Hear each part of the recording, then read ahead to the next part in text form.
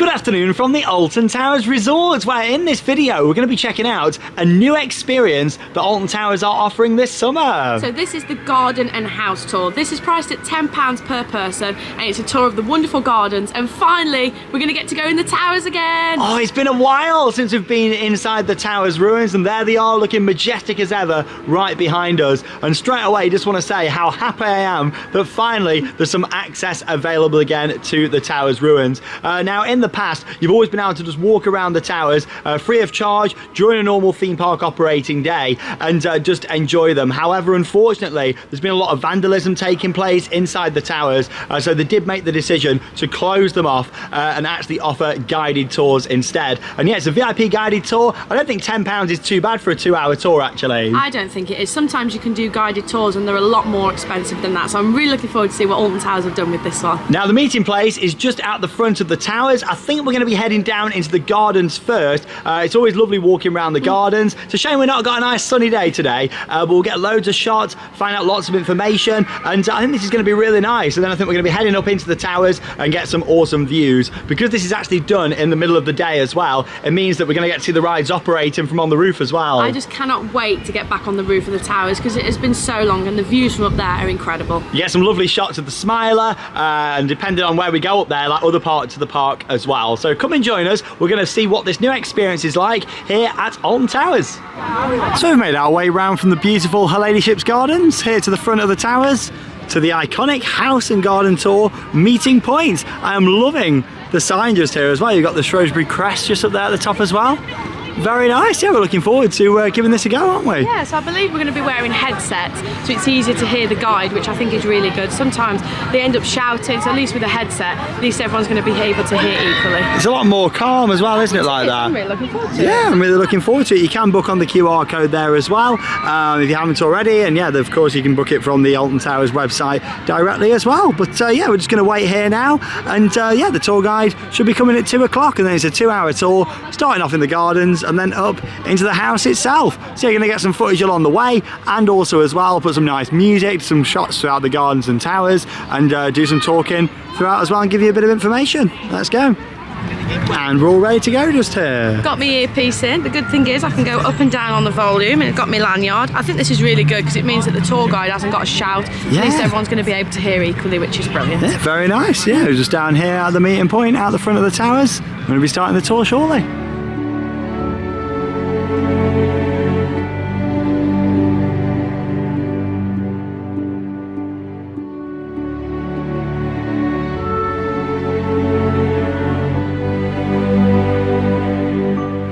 This was just barren land, and his ambition was to create something beautiful. And we'll be talking about him later today, and also the 16th Earl of Shrewsbury, his nephew, John Talbot. The monument itself, it's cast iron. It's based on an ancient monument in Athens in Greece, which was built in 344 BC.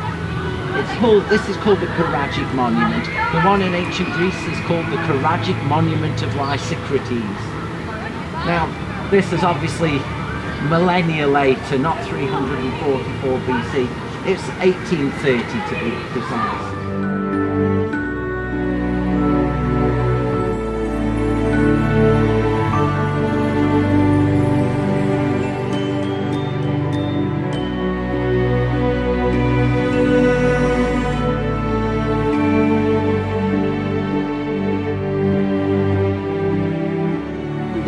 There. Well, what's that all about? The Earls of Shrewsbury were very fond of dogs, and it's part of their coat of arms, a prancing lion and hounds.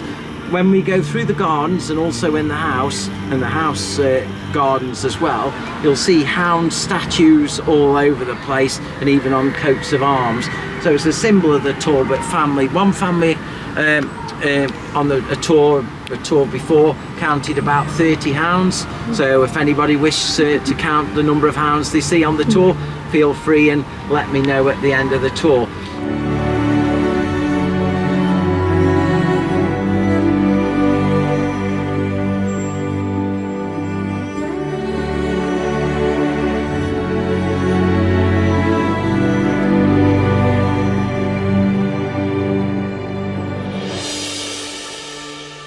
And this here, gentleman representing Africa. What looks like a horn first, if you look carefully, is actually a tusk, an elephant tusk. And also, he's got his foot on a tortoise. So, well, why is the one missing? What's happened to the dome on the right? At some point in time, a tree branch fell on the right dome and damaged it so severely that it was beyond repair, so we've lost that dome.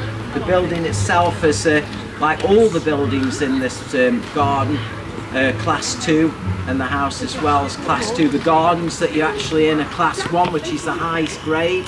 It's got to be exceptional to be a class 1, and that's exactly what the gardens are. We're enjoying the tour so far and making our way now down here to the conservatories. Gotta say, the fact that we've got the little earpiece in is fantastic. I think we're going inside the conservatories as well. In 1820, it cost 13,000 for the Earl to have built. In today's money, it's 1.1 million pounds. It works out about 90 pounds a pane of glass. 2010, Alton Towers restored these because they were like the Orangery in desperate need of repair, and they spent £850,000 to restore these. Now you may notice that there's some pine cones at the top of the roof, right on the domes, pine cones. That's a nod to the Earl's distant links with Scotland. And also, if you see the crown right down at the bottom, that's a coronet crown, that's a crown of an Earl. So anybody who's less ranked than a reigning monarch or a member of the royal family, such as an Earl, has a crown like that.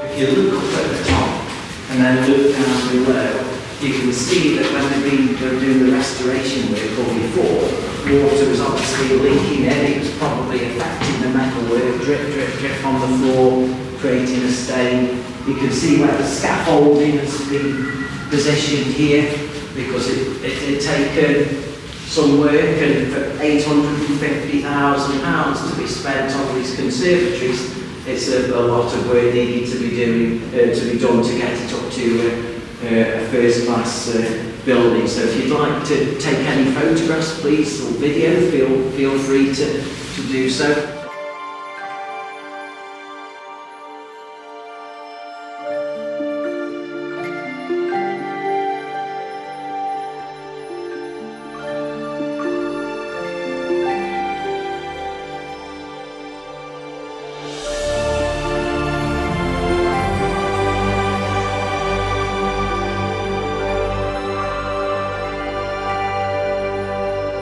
Just coming down through the beautiful yew arches here now. All 9 of them. Gorgeous. Coming up to the statue of the young man wrestling with the goat. Once again, the goat does not look happy. Mind you, neither does the young man. There he is, with the goat. He's not happy. Coming up to our most famous fountain in the whole of the garden, so get ready. Making our way up now to the screw fountain just here. Enjoying the tour, Charlotte? Yeah, I'm really enjoying it. I think the headpieces really make it. Yeah, it's nice. The tour guide doesn't got to keep shouting, everyone can hear. I think that's a really nice touch. Yeah, lots of information. We're going to get a closer look now at the screw fountain. It's also known as the screw fountain, spiral fountain, siren fountain, even a candlestick fountain. It was designed by Thomas Bradley in the 1800s, and it's fed by 2 ponds located north of the fountain, which are fed from the larger boating lake.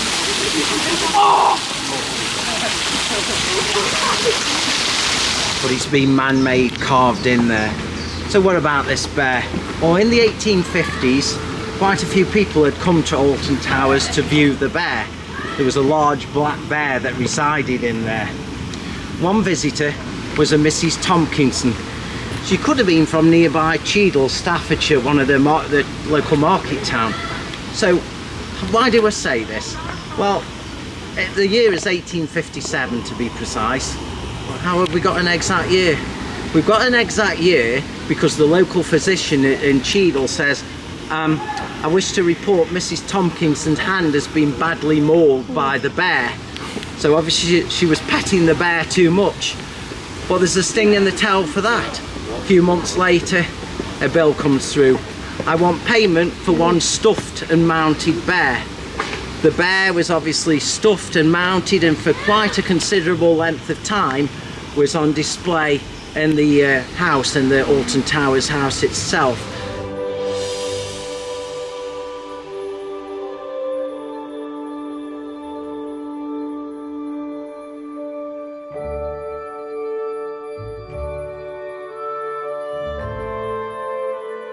Now the cottage itself was built in 1835, designed by Thomas Bradley.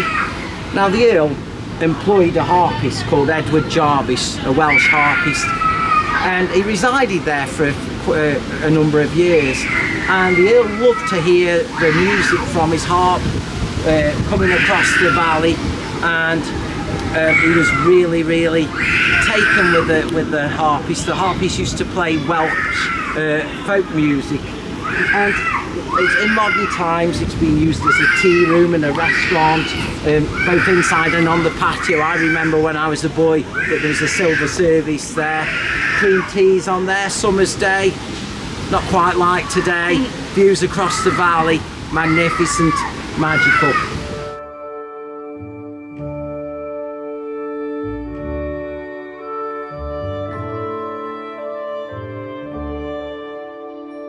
I'm just coming into the bear cave just here now. Here we go.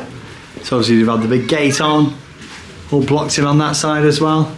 The big bars. That's where she had a hand bit off right there. House, it dates back to about 1819. Now where I'm pointing, there are some closed doors. Behind the doors was a changing room, and it was reported that her ladyship often used this hothouse and bathhouse. There's a vent either side, one with a chimney vent and the other air vent for fresh air. We've got a plunge pool at the front with a statue. The statue is the god Triton.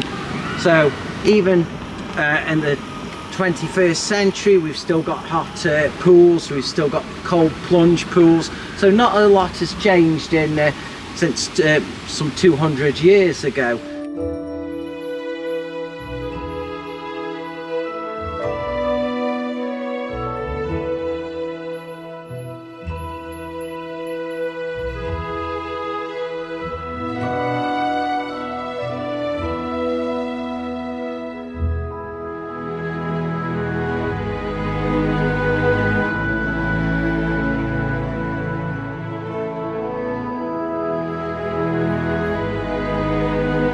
Might have a brass band, especially in the summer, a sunny summer's afternoon. A brass band playing there would be rather nice, rather tranquil.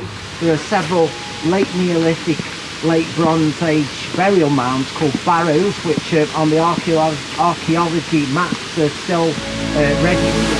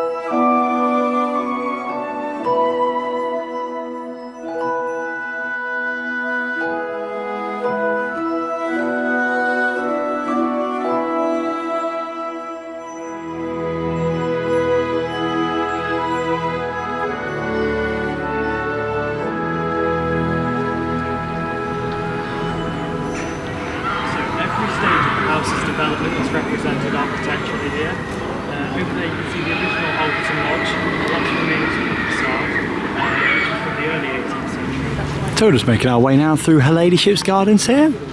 Swapped over tour guide. And making our way into the towers. Past the octagon just down here, the beautiful conservatories. Stunning.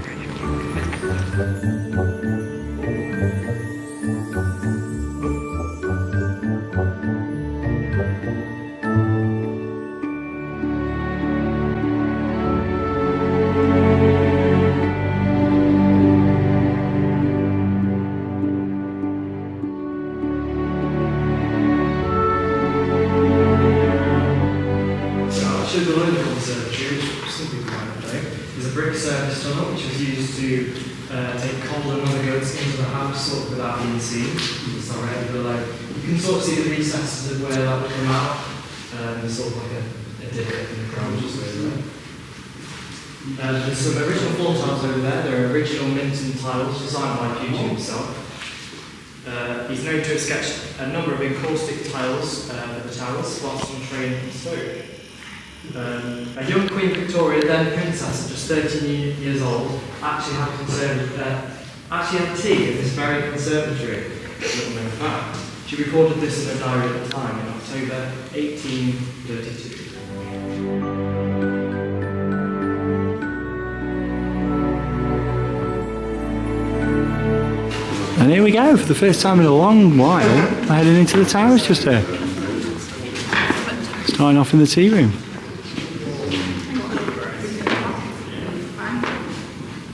This part of the tower is known as the tea room. Not much tea was served here, this is the tea. Now the story of ruin is perhaps displayed most prominently in this room. It's a widely circulated rumour that during the requisition of the site in World War II, that the army were responsible for most of the damage. However, that's likely not true. Surveys done in 1951 actually show most of the house still being intact at that time. It can be said that the Bagshaw family did the extent of the damage. They managed the 1924 sale of the assets from the towers, which in a 29-day sale, 4,000 items were stripped and sold at auction. Artifacts such as fireplaces can still be seen in the house today simply due to the difficulty in removing them. As founder of Alton Towers theme park in 1980, John Green was actually responsible for the beginnings of restoration here at the towers, and that's where you see a lot of these metal beams running through to restore the floors.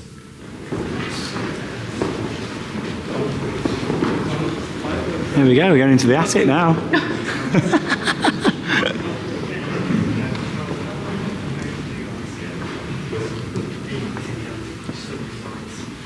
Here we go, in the attic. Ready for stairs.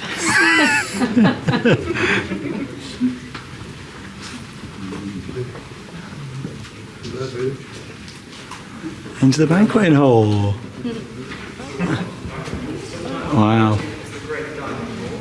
It was completed in 1856. With Puget's modifications, he was determined to make this room the grandest. However, neither Puget nor the 60th Earl lived to see the room completed. They both died in 1852. So Wow, look at that. Features the two fireplaces just here, bearing the Talbot crest. Again, featuring the Talbot house. Notice the sections of tiles in this one, again, original Minton tiles. And the Shrewsbury motto there, Presta Complia. Does anyone know what that means? No. It means ready to accomplish. I think the Earls proved just that. So this section of the window just here, on this wall, is the original window to the Abbey. The banqueting hall window with the stained glass was added slightly later. So it measures 10 metres in height by 6 metres wide, the largest of its kind ever installed in a private house.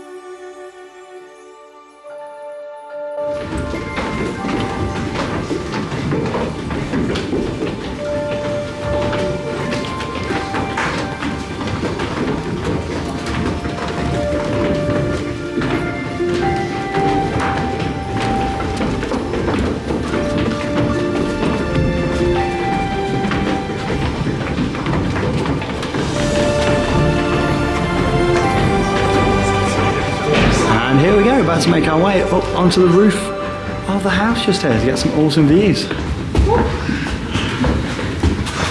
Hey, I've missed it up here. There we go. Wow. Oh, the views from up here are incredible. Looking out over the park, there's a smiler. Spinball whizzer over there, and it really makes you appreciate how beautiful the setting is here. Stunning.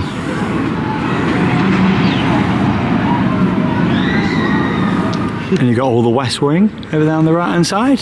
Don't think we're heading on to there today, unfortunately, but yeah, you do normally get some great views of Oblivion just over there. And here to look down at all this part of the towers. Ladyship's Gardens down there, and obviously Hex is in all that part of the building just over there as well, with the queue line being in the first section, and of course heading down to the cinema room, the Octagon, and then out the back in the big building there, which is the Madhouse itself. Such a seamless transition between the towers and then into the fake building there just behind it. Can't wait to step back in there again, hopefully later this season. In terms of Merlin magic making, that do a lot of the theming, that's done over at the far back building that you can see just over there. So you can see where you've got like the tents and all them different buildings. That's where Merlin magic making is. And just behind that is where the show building will hopefully be for Project Horizon, the new indoor ride that they have got planning permission for, but no work has started on yet. But yeah, that'll be way down the back just over there. Nice to be back up on the roof, Charlotte. Oh, I've missed this view so much. It's stunning up here. It's really nice. Unfortunately, this section is closed off over here. Like normally you'd get access just over here, but as you can see, they have blocked it off. I reckon that's because it's got quite a low side over there, which is a shame because that was actually one of the nicest areas to get some views facing forwards. But yeah, that is closed off, so bear that in mind if you are coming on the tour. Luckily, you can still come over to this section though. It's just a lot lower over on this side. In fact, you'll see it just over here. There you go.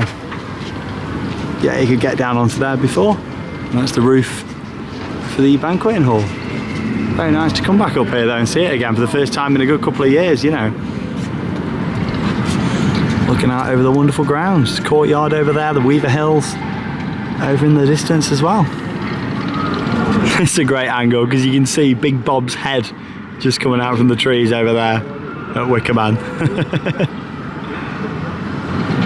Oh, and here's an awesome view looking over towards Oblivion just there as well. The park's 1998 B&M dive coaster, about the same height here as Oblivion. And if you've never been on Oblivion before, maybe you don't fancy doing it. This gives you a bit of an idea of how awesome the views are when you're making your way around onto the precipice and then dropping down into Oblivion. It is the location of Alton Towers that really makes it special, isn't it?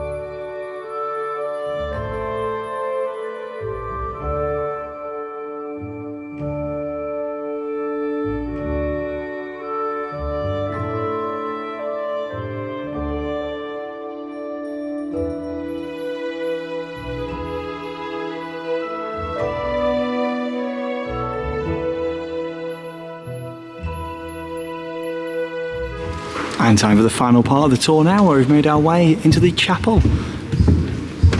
Beautiful in here. All the angels at the top, and yeah, all that was restored back in 1994. Beautiful in here. And yeah, you've got the panels on the wall. Gives you a bit of an idea of what the decor would have been like on the walls in here.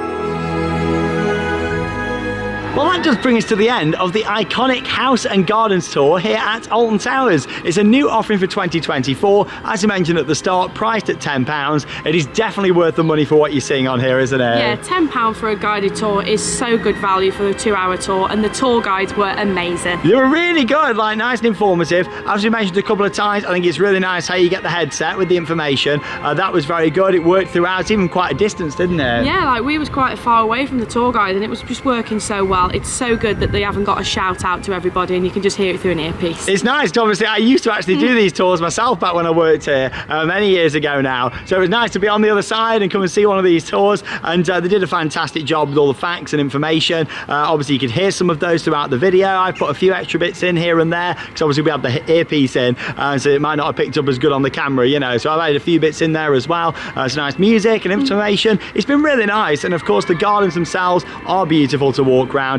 You can just access them anytime anyway from coming into the park, but it's always nice getting the facts and information along the way, isn't it? Yeah, because walking around and hearing the history, there was a lot of bits in there that I'd never heard before, so it was really nice to hear it. Then we made our way up into the house itself, of course walking around some of the rooms and then up onto the roof, which was really nice to get the views. But the tour itself, really enjoyed it, very really informative. It was well organised, it was 2 hours exactly, and yeah, we were answering any questions or anything like that along the way as well, which was fantastic. So 10 out of 10, I recommend the tour. Tour guides are amazing, the overall format of it was brilliant. Then we go on to the current condition of the gardens and the towers. Both of them are looking in quite a sorry state at the moment, aren't they? It is such a shame to see them in such a bad state. I'm really hoping that the money that is generated from the tours that are being done are going to be put back into the gardens and the towers, and photos and videos are going to be shown of exactly what they've done with the money raised. Definitely, I think it really needs to, because you know they're making quite a bit of money out of doing these tours over summer now. If all that money was put straight into just tidying up the towers, even if it was just for employing a few staff for a couple of weeks just to go round and tidy little bits up, clean things, pressure wash, obviously protecting the towers, but also looking after things, because they're in quite a state. I've got to say, in all the years I've been coming, the inside of the towers were in the worst state I've ever seen. They really need some tidying up. Obviously we've seen that the attic scare maze is still in there, but there's just so much stuff that's been left over in there for years, and as much as we know that a bit of vandalism was taking place, I still feel like the main reason for the towers being closed is just the neglect from many years of having scare mazes in there and the entertainment team having it. We love Scarefest, we love scare mazes, but the towers should always be the priority, and it's the same for the gardens as well. A lot of the areas that even 5-10 years ago had flowers in are all overgrown, like the White Bridge. Even a few years ago, 4 years ago, when the gardens opened during the pandemic for the garden walks, how lovely was it down by the White Bridge? It was absolutely stunning down there. Now it's just so overgrown, there's so much dead, like it really just needs looking into. It does. So I feel like, you know, again, it's building blocks at Alton Towers this year. Really positive. These tours are available. I think the price is fine for a 2-hour tour. The tour guides are amazing. The information was great. But in terms of the state of the gardens and towers, I'm really hoping we see them improve them to bring it back to what it was. I know we're not going to see a full restoration, but just tidying things up, presentation, like things like all the bird poo that's on the floor, the carpets were awful. There was some horrible smells inside there as well. It smelled of urine in some of the rooms, didn't it? Obviously it really needs sorting out. It needs a good clean up, a good tidy up, and I still think it'd be nice in all the rooms to put some facts boards and information, because that would complement the tours. Even if they're never going to be open to walk around again free of charge, they've got some pictures then of showing what the old rooms look like. I know they exist. I used to look after the archives here myself. Get some of them printed off, some nice boards in all the rooms, and then the tour guides can kind of point things out on there as well. But there we go, a positive step forward. Sad to see the towers and gardens like they are at the moment, but let's just hope we see some bigger changes in the future. But as always, thanks for joining us here on Theme Park Worldwide. Lots of Alton Towers updates this week, and we've got a lot more to come, haven't we? Oh, we have got so much more to come, so stay tuned for that one. It's going to be a very busy summer, UK parks, and so much more happening on the channel. But that leaves us with one final thing to say. Get out there and keep on riding. Goodbye.